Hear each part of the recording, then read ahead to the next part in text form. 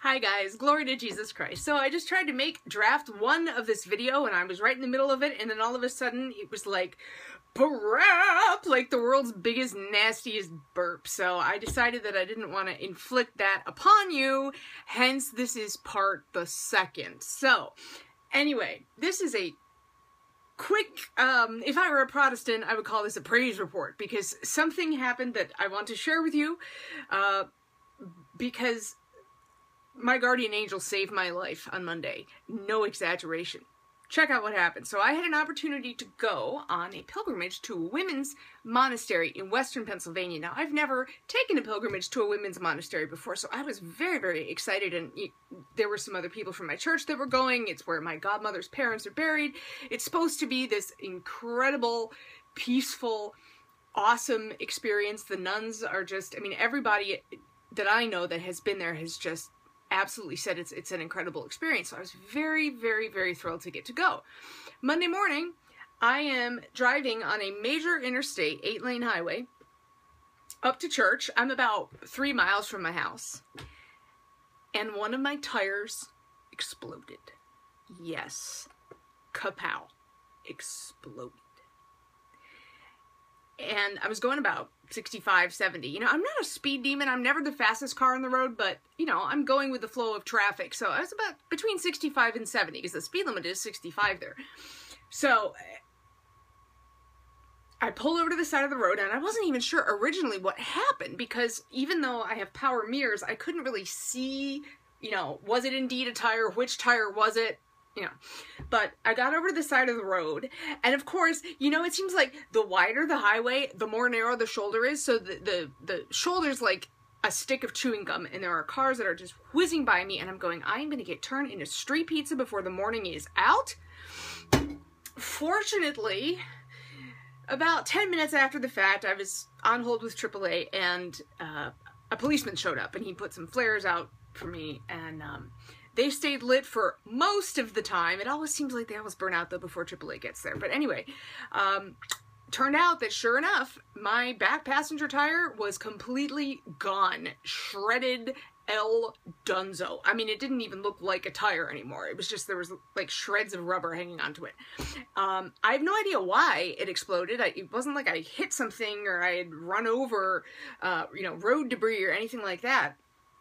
But for whatever reason, it exploded. And you know, things always happen to me, right? Before I go on a pilgrimage, before I do any Orthodox-related travel, things go haywire. To the point where I expect it.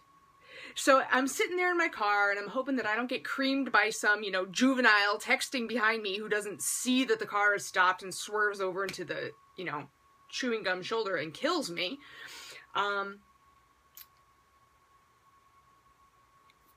I was rattled just because of the fact that cars were going by so fast, but I was not surprised at the timing.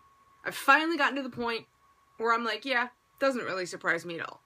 So, fortunately, after about an hour, I was able to get my car on a flatbed. They brought it back to my mechanic who works 2 or 3 doors down from my house, so I didn't have to get a cab or anything, but I did miss the pilgrimage, unfortunately.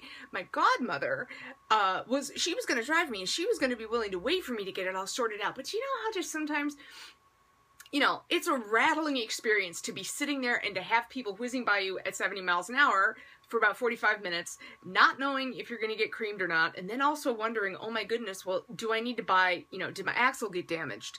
Did my wheel rims get damaged? Because those are expensive parts of a car, and my car is 10 years old.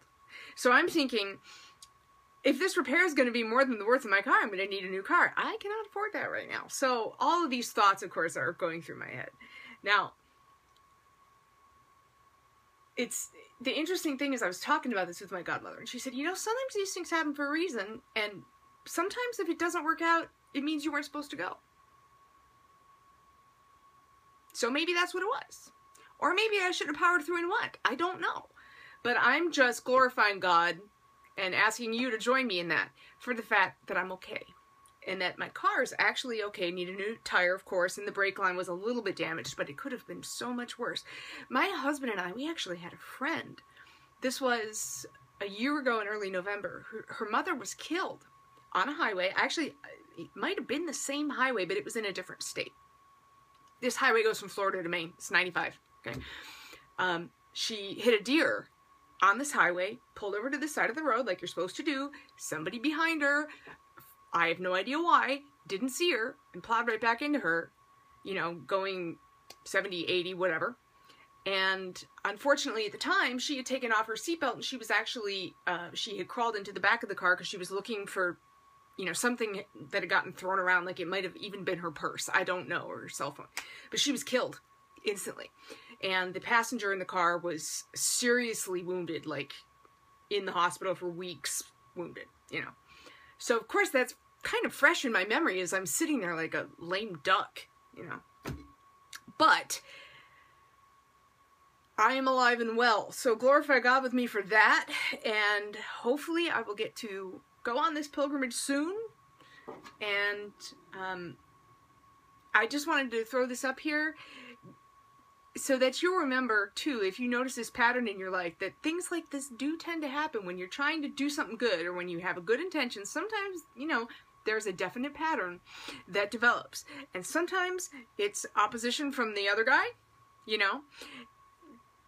Sometimes it's telling you, though, maybe you think you should be doing this, but maybe there's another choice that you should make, you know. And who knows? I'm still kind of weighing it in my mind. This was only a few days ago, so I'm not sure if I should have pushed ahead with it or not, but my gut instinct was, no, don't go. So I didn't wind up getting a ride and going. So hopefully soon, though. So anyway, thank you so much for watching. I am so glad that I am alive and uninjured, and please do keep me in your prayers anyway, and I'll keep you in mind, and I'll see you guys in the next clip.